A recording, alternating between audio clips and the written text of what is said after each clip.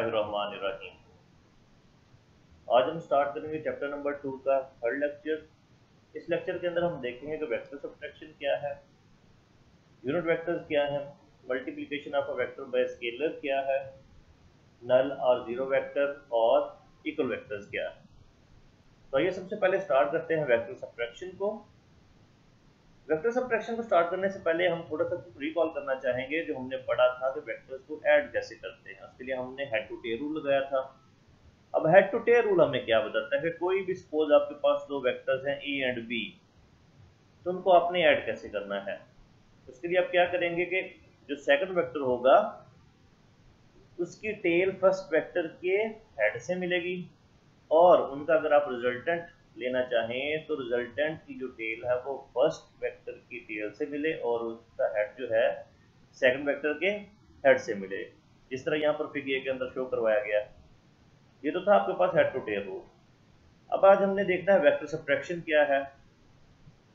तो vector subtraction के अंदर हम वही हेड टू टेल रूल लगाएंगे, लेकिन इसके अंदर जो सेकंड वेक्टर है हमारे पास उसकी डायरेक्शन क्या हो जाएगी, रिवर्स हो जाएगी।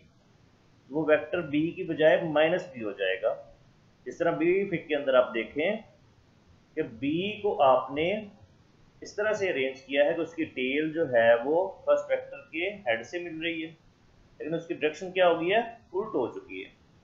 और इसका जब हम रिजल्टेंट लेंगे तो रिजल्टेंट की टेल जो है वो फर्स्ट वेक्टर की टेल से मिलेगी और इसका हेड जो है वो सेकंड वेक्टर के हेड से मिलेगा, और इसका जो रिजल्टेंट आएगा वो आपके पास बराबर होगा a माइनस बी के।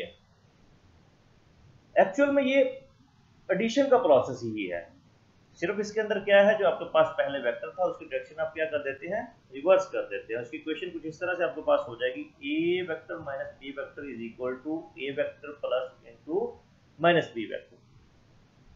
अब हम बात करते हैं multiplication of a vector by a scalar. तो इसके अंदर हम 3 पॉइंट्स देखेंगे। तो सबसे पहले पॉइंट की बात करते हैं, तो जब कोई आप पॉजिटिव नंबर लेते हैं, सपोज कह लें हम वो नंबर है n, और n क्या है आपके पास ग्रेटर देन 0, वो 1 भी हो सकता है, 2 भी हो सकता है, 3 4 कुछ भी। तो जब आप पॉजिटिव नंबर लेते हैं और आपके पास कोई वेक्टर a है, जिस तरह a फिग के अंदर शो करवाया गया है, तो जब आप इन दोनों का प्रोडक्ट लेंगे तो वो आपकी उसकी प्रोडक्ट की मैग्नीट्यूड आपके पास बराबर आएगी na के, और इसकी डायरेक्शन वही होगी जो a वेक्टर की डायरेक्शन है। इस तरह यहाँ पर अगर आप फिग b के अंदर देखें, हम सपोज करते हैं कि वो पॉजिटिव नंबर जो है आपके पास 2 है।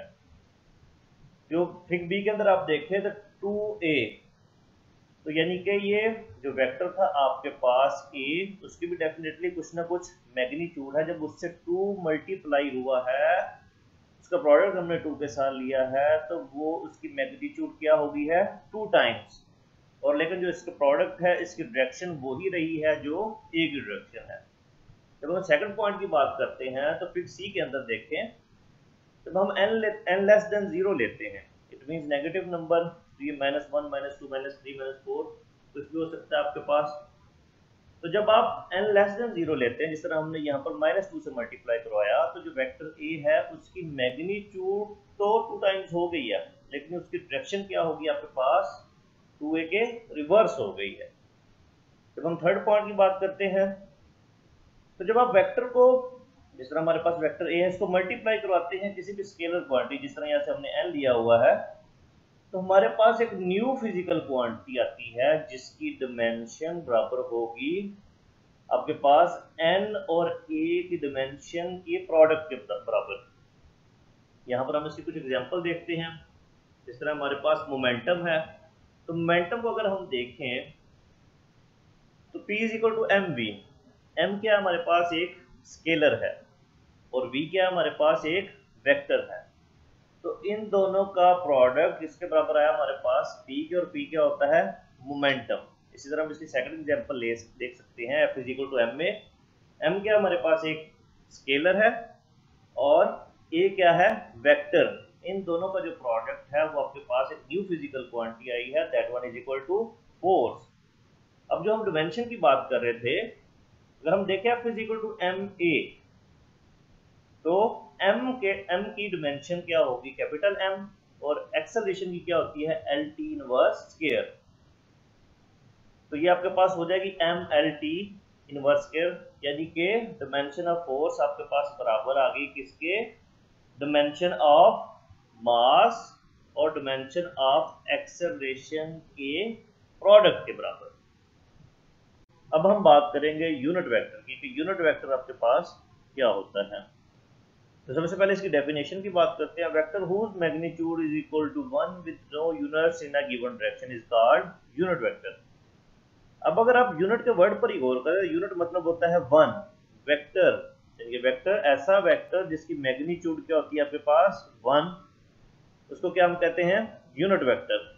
तो अब अगर इसके फार्मूला की बात करें तो आपने सिंपली कोलाइड फेस लेटर लेते हैं तो उसके ऊपर एक कैप या हेड डाल देनी है, जिस तरह यहाँ पर आपको नजर आ रही है। तो ये आपके पास बराबर होगी vector divided by its magnitude. यहाँ पर हमने जिस तरह वेक्टर ए लिया हुआ है इसको डिवाइड कर देना है इसी की मैग्नीट्यूड से। तो यूनिट वेक्टर्स आपके पास होते हैं i unit vector, j unit vector, k unit vector. तो एक्स एक्सिस के अलॉन्ग आप लेते हैं i unit vector, y axis के अलॉन्ग आप लेते हैं जे यूनिट वेक्टर और जी एक्सिस के अलॉन्ग आप लेते हैं के यूनिट वेक्टर। इसके बाद अब हम बात करते हैं नल आर जीरो वेक्टर। नल मतलब जीरो, कुछ भी नहीं। इसके अंदर आपने क्या करना है, अगर सपोज आपके पास कोई वेक्टर ए है, आपने उसी का नेगेटिव वेक्टर ले लेना है।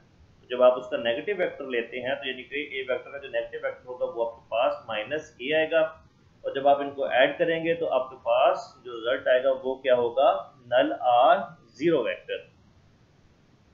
तो इसकी जब डेफिनेशन की बात करेंगे तो हम कहेंगे a vector whose magnitude is zero and direction arbitrary is called a null vector. Arbitrary मतलब उसकी कोई डिफाइंड डायरेक्शन नहीं है, अनडिफाइंड है, कोई भी हो सकती है। और जब हम बात करते हैं इक्वल वेक्टर्स की, तो इक्वल वेक्टर्स आपके पास वो वेक्टर्स होते हैं जिनकी सेम मैग्नीट्यूड हो और सेम डायरेक्शन हो। जिस तरह सपोज आपके पास दो वेक्टर्स हैं ए और बी, तो उनकी मैग्नीट्यूड भी सेम होनी चाहिए। अगर सपोज हम कहें कि फर्स्ट वेक्टर की जो लेंथ है वो 3 मीटर है, तो दूसरे की भी 3 मीटर ही होनी चाहिए, ठीक है। और उनकी डायरेक्शन भी क्या होनी चाहिए, सेम होनी चाहिए, regardless the position of their initial points, यानी कि जरूरी नहीं है उनके इनिशियल पॉइंट भी सेम हो। जिस तरह फिगर बी के अंदर आप देखें, हम एक्स वाई कोऑर्डिनेट सिस्टम लेते हैं तो वेक्टर ए जो है वो ओरिजिन से स्टार्ट हो रहा है, लेकिन जो वेक्टर बी है वो ओरिजिन से स्टार्ट नहीं हो रहा, लेकिन दोनों की डायरेक्शन क्या है, सेम है, लेकिन इन दोनों की मैग्नीट्यूड वो भी क्या है, सेम है। इस वजह से हम कह सकते हैं कि इक्वल वेक्टर्स में पैरेलल वेक्टर्स इक्वल वेक्टर्स की एग्जांपल है।